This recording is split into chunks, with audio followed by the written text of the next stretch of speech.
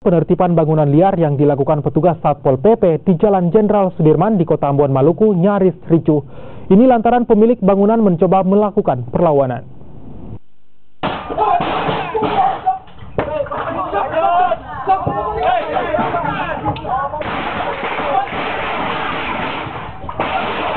Seorang pemilik bangunan mengamuk lantaran tidak terima bangunannya dibongkar oleh petugas Satpol PP.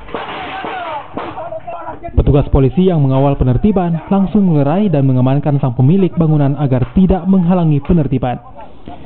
Pemilik bangunan ini bersikeras lantaran belum mendapatkan surat pemberitahuan untuk pembongkaran.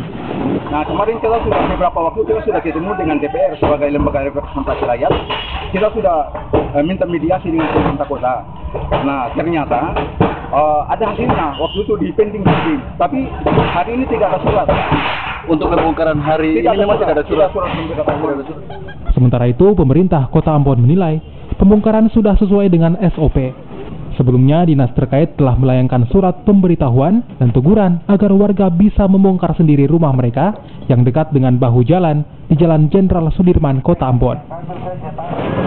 Ini besarnya dari luasan, tapi ada 22 bangunan liar.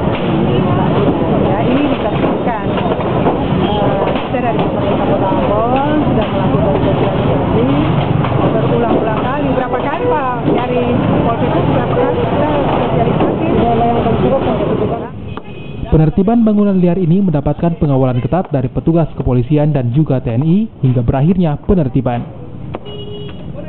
Tim Liputan Kompas TV.